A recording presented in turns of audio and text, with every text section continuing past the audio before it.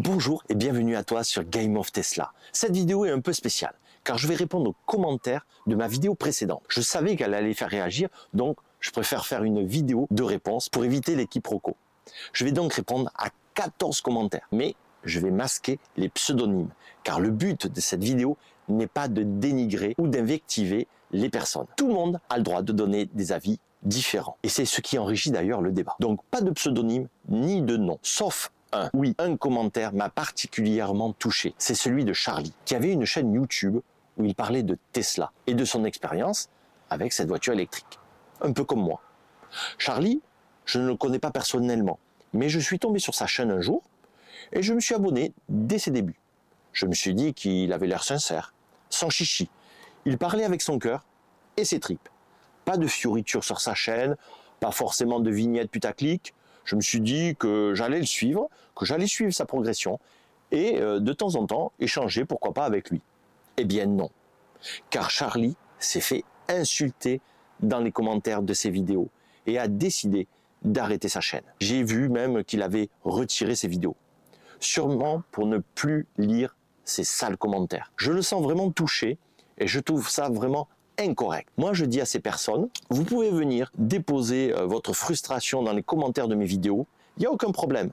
J'aurais réussi au moins à extérioriser votre frustration, votre manque de politesse et de respect. J'en aurais beaucoup à dire, mais je ne vais pas perdre plus de temps avec ce genre de personnes. D'ailleurs, quand un commentaire de ce type arrivera sur mes vidéos, je n'y répondrai même pas. Et je t'encourage, toi qui t'as abonné à ma chaîne, de faire de même. Le mieux, c'est vraiment l'indifférence avec ces personnes. Cela étant dit, nous allons maintenant répondre à ces 13 autres commentaires qui, eux, méritent une réponse.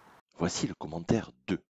Passé la période de garantie de la batterie, les voitures électriques peuvent devenir de véritables bombes à retardement.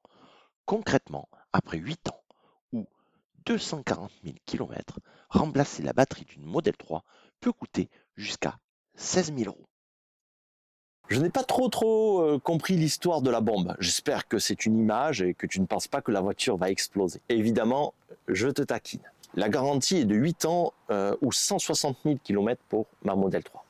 Ensuite, la valeur de la batterie est actuellement de 12 000 €. Je pense d'ailleurs qu'elle va chuter avec le temps. Mais soit. Donc, tu penses qu'au bout des 8 ans ou des 160 000 km, ma voiture va s'arrêter subitement. Non, tu ne penses pas vraiment ça. Donc, on va dire qu'avec un peu de chance, elle va durer 10 ans.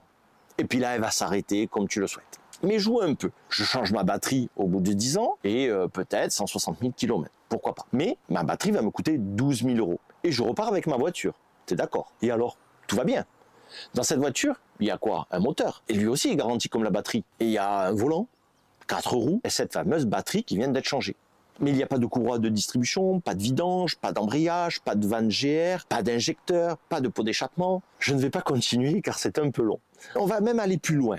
Je vais changer même le moteur pour 6 000 €. Reconnais que jusqu'à présent, je n'ai pas eu trop de chance. Mais on y va. Donc le bilan de cette catastrophe annoncée est de 18 000 €. Mais je repars avec un moteur neuf et une batterie. La même voiture est vendue actuellement 40 000 €. Est-ce que tu vois mon calcul? Enfin, voilà en tout cas la réponse à ton commentaire. On va passer maintenant au commentaire 3. D'ailleurs, je te remercie pour ce commentaire qui est un minimum étoffé. Ça fait quand même du bien. Voici le commentaire 3. C'est totalement vrai pour les très gros rouleurs. Perso, j'ai une Yaris Cross achetée 25 000 € et je roule 8 000 km par an avec une conso de 4,5 litres au 100. Au bout de 8 ans, j'aurais consommé 4 800 € d'essence. Pour la même, une VE consomme 2040 € d'électricité. Différence 2800 €, qu'on va arrondir à 5 000 € en incluant les 2-3 pépins qui pourraient arriver. Ben, c'est pour rester totalement libre de mes déplacements et avoir un véhicule économiquement réparable au bout de 8 ans, j'accepte de payer les 5 000 €. À chacun de faire ses calculs, car la solution universelle n'existe pas. Mais tu compares une Yaris avec une Tesla Model 3. C'est l'erreur que font beaucoup de personnes. Et je sais pourquoi. On a d'un côté une voiture très correcte pour voyager en superchargeur et de l'autre une deuxième voiture pour rester près de la maison. En fait, tu devrais comparer plus la Yaris avec une Dacia Spring électrique ou une Zoé ou une Fiat 500. Parce que une Model 3, il faut la comparer avec une Audi A4, avec la grandeur du coffre, le nombre de chevaux. Enfin, c'est une voiture, une routière. Elle est faite pour partir en vacances en famille pour les longs trajets, avec des superchargeurs. Le problème, en fait, vient du fait qu'ils n'ont pas encore sorti assez de voitures adaptées à la vie de tous les jours pour faire le tour sans borne autour de ta maison. Il y a déjà la Corsa, la C3, la R5, la Fiat 500. C'est en train d'arriver, mais évidemment, c'est encore en neuf.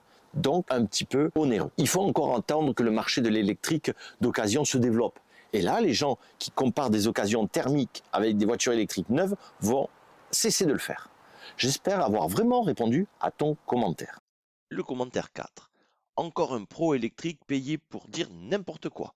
Pour ton info, il te faut 200 000 km pour arriver à la neutralité en comparaison avec la même chose en thermique. J'ai longtemps hésité à répondre à ce commentaire car je l'ai lu plusieurs fois pour le comprendre. Premièrement, je ne cherche à convaincre vraiment personne. Au contraire, je ne fais pas de la pub, je partage mon expérience, c'est tout. Moins on sera, mieux c'est, car moins on viendra nous taxer. Donc tu vois, je m'en fiche que tu restes en thermique. Je respecte les choix de chacun. Je suis toujours très courtois avec tout le monde. Ensuite, je t'écoute de me donner ton expérience de la voiture électrique. Tu as fait combien de kilomètres en voiture électrique? Tu connais le prix des kilowattheures? Est-ce que tu sais ce que c'est qu'un câble T2? Est-ce que tu sais ce que c'est la charge en AC, en DC? Tu vois, moi, je n'y connais vraiment rien en bourse. Donc j'apprends. Je regarde des gars sur YouTube qui disent avoir gagné beaucoup d'argent avec des ETF. Mais je t'assure que je ne sais pas ce que c'est. Peut-être que toi, tu connais. Alors, qu'est-ce que je fais? Je me renseigne, j'apprends. Je ne vais pas leur dire qu'ils sont des bourges, qui placent leur argent. Je ne les connais pas. Alors j'apprends. Si ça ne me plaît pas, eh ben, je resterai avec mon plan d'épargne à 3%. Mais pourquoi les insulter? Dès que les gens ne comprennent pas quelque chose, ils se sentent vraiment agressés, déstabilisés. Mais moi, je suis content d'apprendre de nouvelles choses. Je t'assure, tu devrais vraiment approfondir le sujet. Soit ça te plaît, soit ça te plaît pas. Et d'ailleurs, abonne-toi à ma chaîne, car je vais vraiment continuer. Mets la notification pour que tu sois averti des prochaines vidéos et creuse le sujet. Ça se trouve, ça va finir par te plaire. Ou pas. Mais au moins, tu te seras fait vraiment une idée réelle. Commentaire 5. Voiture jetable, aucune autonomie, pire arnaque de l'État qui tue les vrais automobiles. Tu as peut-être raison. Je ne suis pas un spécialiste automobile. Je sais juste que ma voiture, je vais la garder une dizaine d'années et après, je verrai. Pourquoi? Tout simplement parce que ce n'est pas un investissement. Je n'ai aucune crainte là-dessus. Je me souviens qu'à l'époque, j'avais fait passer ma voiture, c'était une Rover 200 au GPL. Ça m'avait l'air pas mal, mais ça n'a pas pris. Ça ne se fait quasiment plus. Je n'ai rien perdu, je l'ai gardée jusqu'au bout et après, elle ne valait plus rien. Ta voiture, même thermique, un jour, elle ne vaudra plus rien. C'est la vie, c'est comme ça. C'est du consommable. C'est pas un appartement, ce n'est pas de l'immobilier. Donc je n'ai aucune crainte qu'un jour ma voiture électrique ne vale plus rien. Commentaire 6. Le gros problème, c'est que en cas de problème, justement, tu peux strictement rien faire. Nous, avec les thermiques, en cas de problème, on peut faire de la mécanique, on peut bricoler, tout est possible. On peut mouiller la chemise si on le souhaite. Là, tout ce que je peux faire, c'est regarder la tablette ou ton smartphone et appeler à l'aide. Ah, on parle de l'entretien. Nickel. Oui, je ne peux strictement rien faire sur ma voiture électrique. Mais je vais te donner un scoop. Je n'ai envie de rien faire sur ma voiture. D'ailleurs, je n'ai jamais su faire quoi que ce soit, même avec ma voiture thermique. Donc oui, ne t'inquiète pas, il va rester plein de voitures thermiques d'occasion où tu pourras passer dessous pour faire ta vidange. Si je prends un exemple avec l'informatique, que je connais un petit peu quand même, je dis aux gens, n'allez pas acheter de PC en supermarché. Dedans, on ne sait pas les pièces qu'ils ont mis. Alors que moi, je monte un PC pièce par pièce, et tu vois, chacun son métier. Est-ce que tu vois un peu le sens de ma réflexion? Tu connais peut-être la bourse, tu connais peut-être les PC, tu connais peut-être les voitures, tant mieux si tu connais tout ça. Mais si tu connais pas, tu t'informes sans forcément insulter les gens. Je dis pas que c'est toi, mais je parle en général. Le commentaire 7. Les boues à piles ne représentent que 4% du parc automobile français et 2,5% du parc automobile mondial. Mais attention, au niveau du lobbying, ça y va fort. On aurait presque l'impression que 80% de la population roule là-dedans. Nous, on s'en fout. Tout ce qu'on demande, c'est qu'au nom d'une idéologie malsaine et déconstructrice, on ne nous force pas. C'est tout. Stop aux ZFE. Stop à la réglementation CAF. Stop à la vignette critère. Stop au dozing. Réhabilitons le diesel, qui est la meilleure énergie pour les voitures du quotidien. Après, si certains ont envie de rouler dans un grille-pain qui va leur coûter un rein à chaque entretien, ça rime. C'est leur droit, je respecte. Vive la liberté et Donald Trump. Alors ce commentaire, je l'aime beaucoup. Pourquoi? Eh bien tout simplement parce que c'est une vérité. Et tu touches là du doigt le problème. Ils ont décidé d'arrêter les voitures thermiques. Et pour moi, c'est du grand n'importe quoi. On aurait dû introduire les voitures électriques petit à petit et laisser faire le temps pour que les gens se rendent compte de l'intérêt et qui basculent petit à petit. Là, qu'est-ce qui se passe? C'est que tous les gens que l'on a dans les commentaires se braquent et se sentent agressés. Et ils ont raison. Ça, c'est vraiment trop brutal.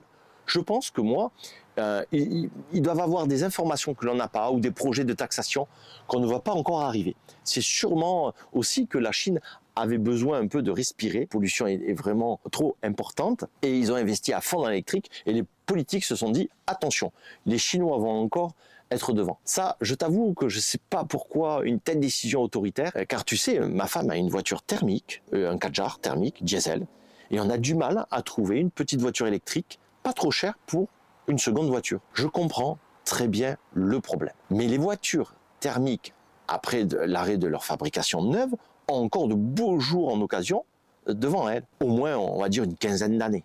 Donc, pas de souci, tu pourras encore avoir une thermique sur laquelle tu vas faire ton entretien. Le commentaire 8.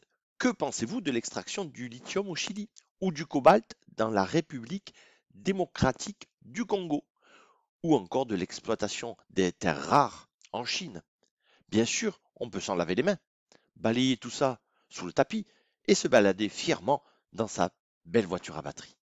Merci pour la belle voiture. Si tu le permets, je vais te répondre par une question.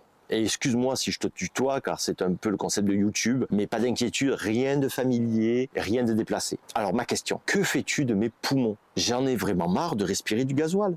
Mais vraiment, tu sais, si on suit ton principe, je n'achète plus de jeans délavés. C'est l'horreur. L'eau qu'on doit avoir pour délaver un jean et les enfants, surtout n'achètent plus d'or, n'achètent plus d'ordinateur parce qu'il y a des produits dedans, il y a du cuivre, il y a de l'or et sur tes téléphones pareil. Et on pourrait égrener comme ça une liste énorme. La pollution est partout. Donc je sais, ce n'est pas bien, mais moi maintenant, je regarde la pollution autour de moi. Et déjà, c'est plutôt pas mal. Tu sais, moi, je trie toutes mes ordures.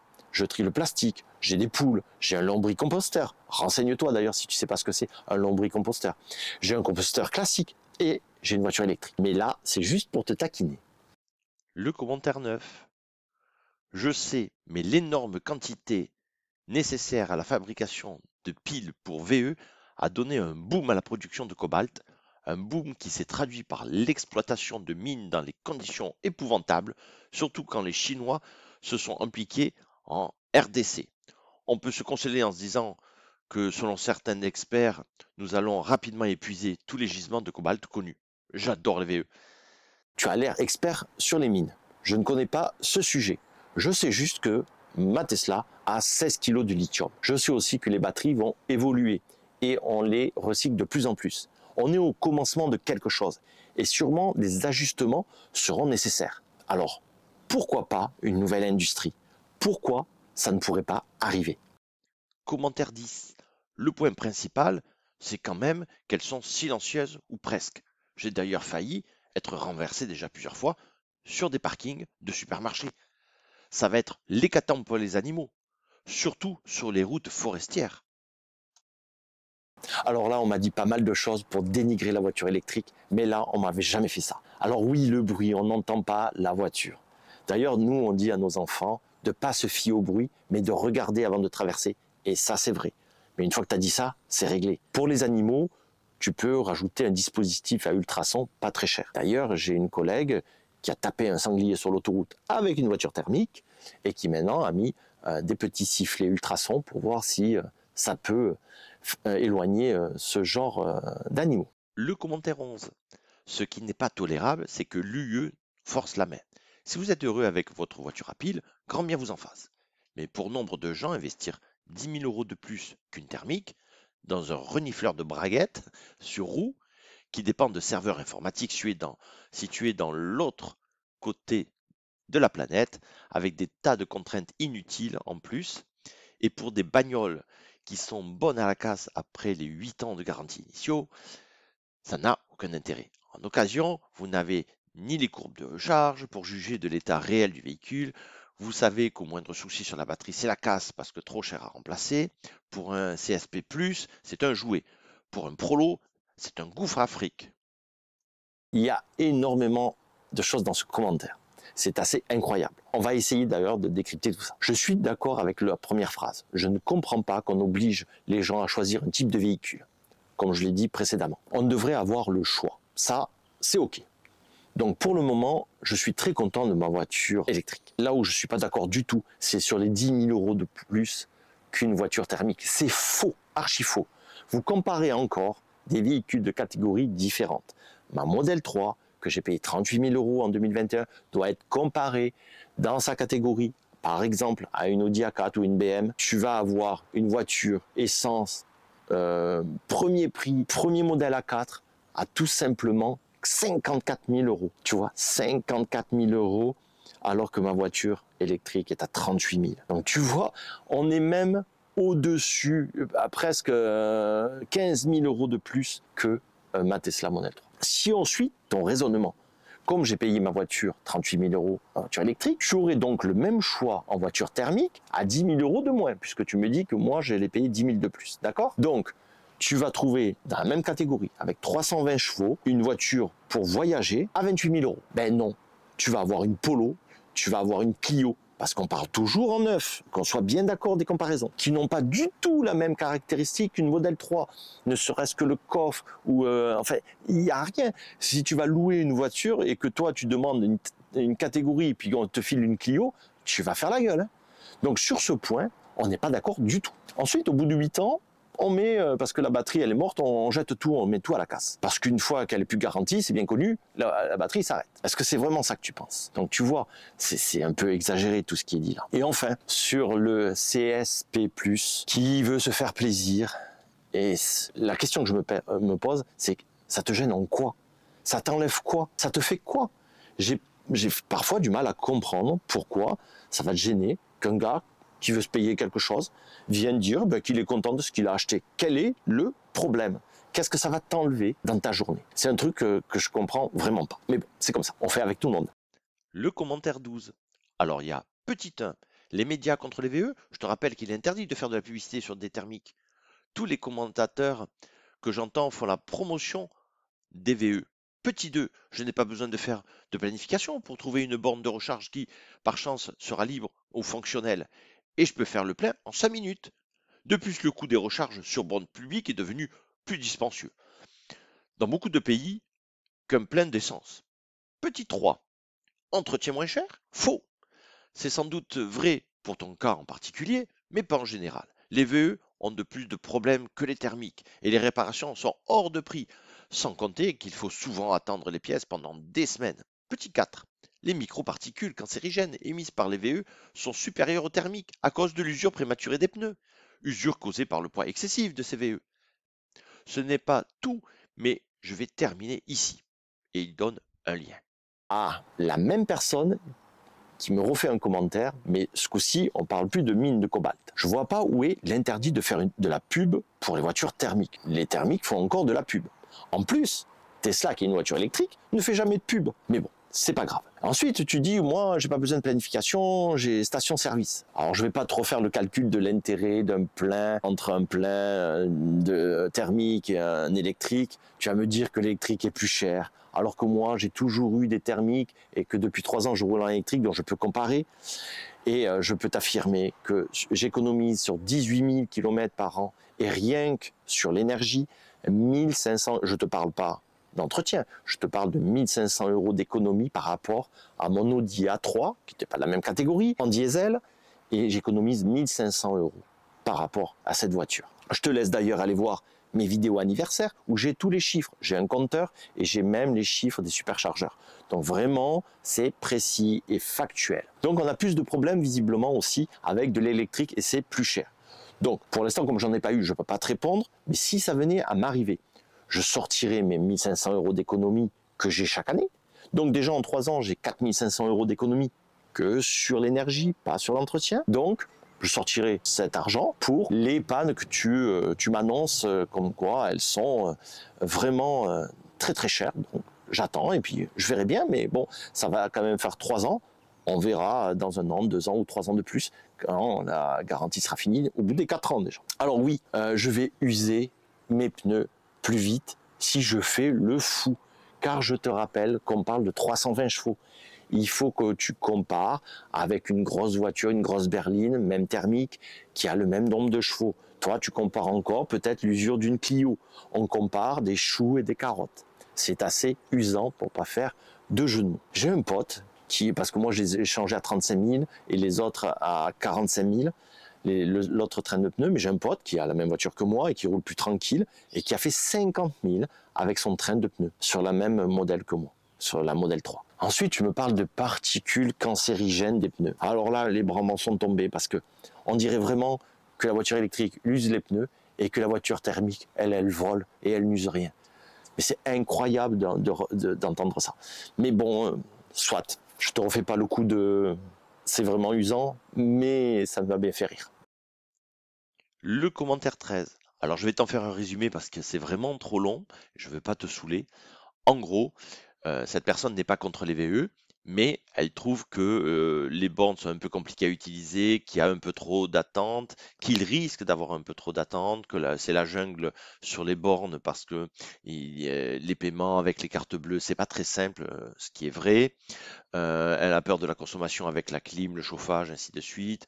C'est une personne qui est pas geek et elle le reconnaît et elle se dit que de replonger un petit peu, de s'intéresser et d'apprivoiser un petit peu cette nouvelle technologie lui fait un petit peu peur, mais que peut-être voilà un jour elle fera le pas ou pas. Voilà, cette personne est honnête et donc on va répondre à ce commentaire, mais je voulais t'en faire un résumé et pas forcément te lire tout pour pas te saouler. On va passer maintenant au commentaire 13. J'aime beaucoup ton commentaire, qu'elle est réfractaire mais prudent. Si on prend ton exemple où tu es 4e en attente, tu as dit à la recharge. On attend 20 minutes par recharge, donc ça te fait plus d'1 heure. En fait, non, car sur les superchargeurs Tesla, il y a minimum 8 bornes, voire même 12, et voire même plus que ça. Donc tu n'attends pas pour une seule voiture. Si les 12 bornes sont prises, il y en a toujours une qui va s'en aller. C'est un balai incessant. Et tu ne fais pas un plein complet. En fait, tu recharges juste pour atteindre la prochaine borne. Et la voiture va te dire, maintenant on peut partir, puisque je peux atteindre la prochaine borne. Je te rejoins par contre sur le paiement à la borne. C'est vrai que moi je te parle de Tesla parce que c'est facile. La voiture, tu la branches, elle est reconnue automatiquement, on est débité automatiquement, on ne met pas notre carte bleue. Ça c'est un confort incroyable, je te rejoins à ce niveau-là. Il faudra qu'un jour, toutes les bornes soient, on va dire, sur le même modèle, et qu'on soit plus embêté avec les cartes différentes. Ça, je te rejoins, mais complètement. Moi, je le dis souvent dans mes vidéos. Tu es en vacances toute l'année, tu recharges le plus souvent chez toi. Donc, tu vas faire quoi? 5000 km sur tes 20 000 que tu vas faire dans l'année. Tu vas faire 5000 km avec un petit peu d'inconvénients, mais tu vas faire 15 000 où tu arrives le soir et tu le branches directement chez toi. Tu vois, l'inconvénient, ça va sûrement se régler au fur et à mesure. C'est vraiment pas insurmontable. Alors soyons clairs, la clim, le chauffage qui consomme, c'est une légende urbaine. Évidemment, ça consomme. Mais nous, on a des petites stats là sur la voiture. Et bien, quand je regarde la stat, c'est ma façon de conduire qui consomme le plus. Pas la clim. Tu peux l'arrêter, tu vas consommer quand même. C'est vraiment la façon que tu as de conduire. Tu as 320 chevaux, si tu tapes dedans, et ben, tu vas consommer comme sur une voiture thermique. Enfin, je comprends aussi que tu n'aies pas trop envie de tout réapprendre. Mais je trouve que tu restes quand même ouvert, que tu as déjà pas mal regardé tout ça.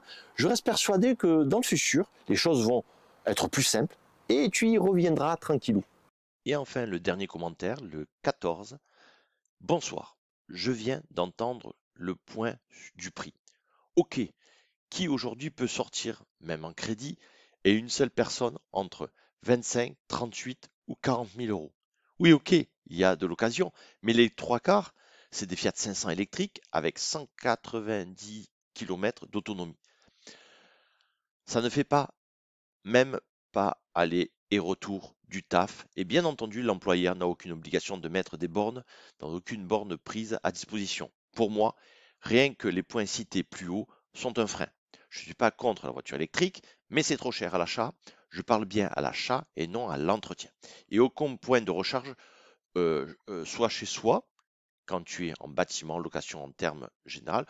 Aucun point de recharge sur la partie employeur. Si tu souhaites avoir une discussion constructive, je te laisse y répondre. Merci d'avance. Le commentaire 14, je l'ai gardé pour la fin car je le trouve sympa, ouvert et indécis. Il soulève le vrai problème quand tu es en appartement. C'est un point vraiment négatif pour les électriques et je te rejoins sur le fait que les employeurs devraient avoir l'obligation d'installer des bornes. Évidemment, on payerait notre recharge car certaines entreprises l'ont déjà fait, mais c'est encore trop rare. Ensuite, oui, c'est aussi qu'on trouve souvent du neuf pour les voitures sur lesquelles on peut voyager. Mais de plus en plus d'occasions, tu trouves des Tesla Model 3 ou Y. Avant, sur le Bon Coin, tu en avais quoi, 50. Maintenant, tu en as des milliers. Je pense qu'on est au début, vraiment, de quelque chose de pas mal. Merci vraiment à tous pour vos commentaires. Cela montre quand même que vous avez un intérêt pour ce modèle de déplacement. Du moins, vous y portez un œil et peut-être pas encore avisé, mais ça viendra. Continuez à être respectueux, car on est juste sur un petit caillou dans l'univers. On est juste de passage, on veut juste échanger et profiter sans se prendre la tête ou se critiquer personnellement. On a tous des idées différentes, mais on doit les exprimer de façon respectueuse. D'ailleurs, tu t'abonnes, tu likes, tu partages cette vidéo avec tes potes, tu n'oublies pas les notifications et bien sûr, tu commentes à fond. Merci à tous, soyez heureux et à bientôt sur Game of Tesla. Ah, ciao!